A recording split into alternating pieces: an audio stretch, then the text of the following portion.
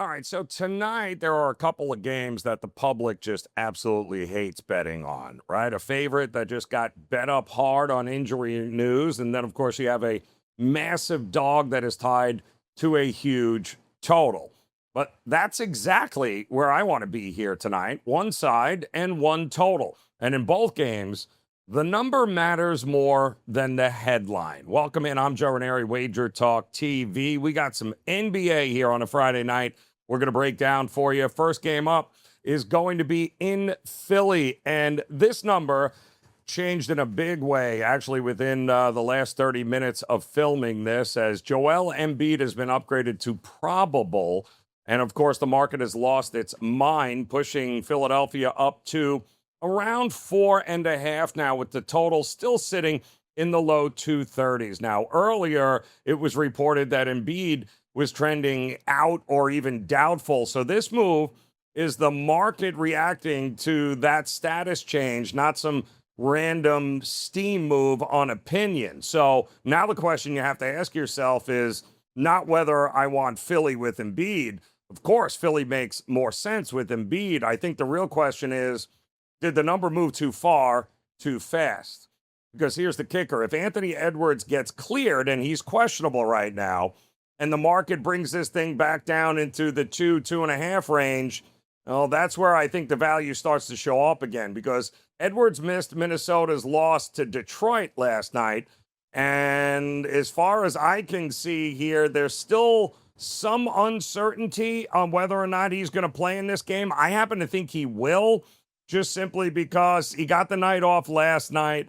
Even though Minnesota doesn't have a ton to play for here, I do think you're going to see Anthony Edwards in this case, in this game, rather. Now, the Sixers, if you're backing them, they're at home. Minnesota on the second night of a back-to-back. And with Embiid in now, Philly doesn't just have maxi speed and downhill pressure anymore. Now they've got the best interior player on the court in the game. And, of course, now you got some half-court action going on. You got foul pressure, and you got a much cleaner way to push this Minnesota team, who is likely dealing with some tired legs here. And that's why the number has jumped. And if Embiid looks like Embiid, well, Philly can absolutely justify being a favorite here. Now, if Edwards is ruled in, well, that's going to matter too, because Minnesota gets its primary shot creator back, and that's the one development that could pull this spread back to the opener.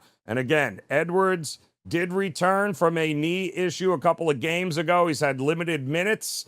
It's going to be very tread carefully here. I would hold off before I jump in on Philly laying the 4.5 here. I don't think if he's ruled out, I don't think it's going to go any further. I still lean Philly. I just don't want to lay the worst of the number here, because I do think Edwards is playing. And I do think Minnesota can hold up physically against Embiid inside and Maxey downhill, at least for a little while, if Edwards is there.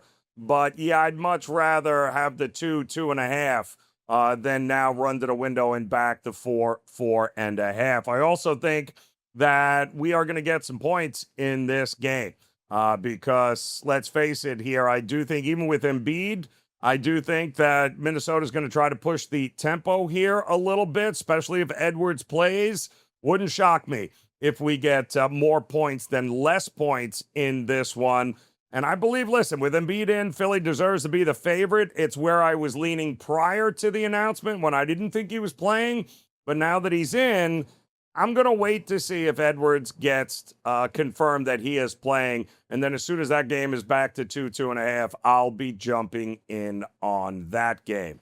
All right, we've got another game we're going to talk about. It's the Pacers at the Hornets. But I do want to remind you guys, a great opportunity here for you to jump on board and partner with us here right through the NBA playoffs, right through the NBA finals, the rest of the regular season, right through the finals. Just $1.99 right now over at WagerTalk.com. No coupon code or anything like that needed. It's available at our pages over at WagerTalk.com. I'll tell you more about that in a minute here, but let's dive into what we've got coming up here with the Pacers at the Hornets.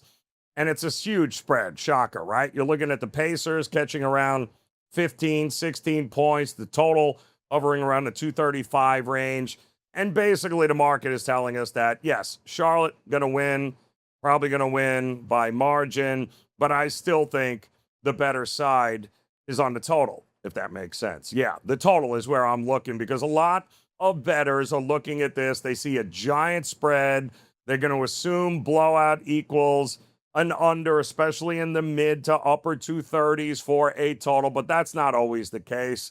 And not with a dog that still wants to play fast, shoot early, and trade buckets. We were just on Indiana when on the over, in fact, when they were playing Chicago the other night. That was never in doubt.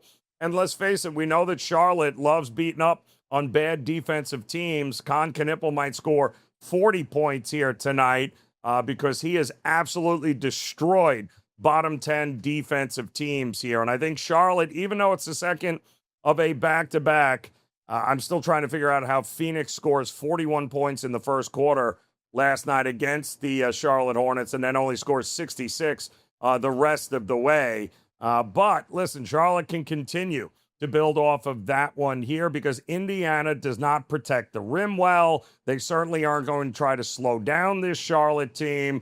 Charlotte is too efficient, too good at home. That's all going to matter, and I think that's all going to lead us to more than 235 points here. So I lean Charlotte in the 15, but I do think that these teams are efficient enough offensively, and we're going to have enough pace to get this thing up and over the total. I'd play it to 237.5, 238, but then I don't love it after that. The closer we get to 240, the less I like it. So lean the side for me in with Charlotte here, but definitely like the over.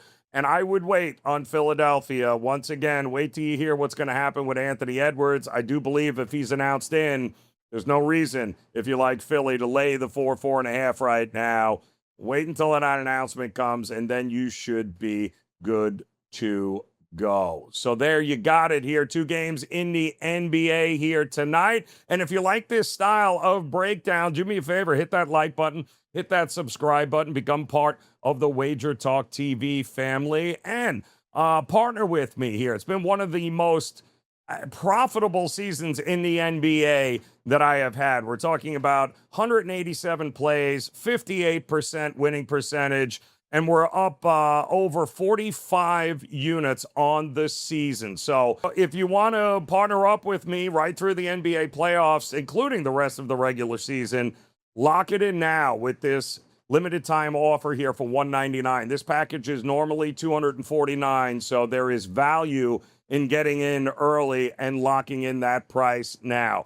These videos, it gives you a pretty good idea on what the process is that we go through when handicapping the NBA, but you hop onto this package, it's going to give you the full card, and it's going to give you all of the bets that I'm actually firing on. So hop over to WagerTalk.com. You can use my shortcut there, WT.buzz/JR. And don't forget, we've got many more pregame videos, previews of games, not only in the NBA, but let's not forget, we've got the NHL, we've got Major League Baseball, and we do have a Final Four national championship coming up. So all of that is available over at WagerTalk TV. Appreciate the time as always. Let's cash that tickets, enjoy the games, and we'll see you again soon.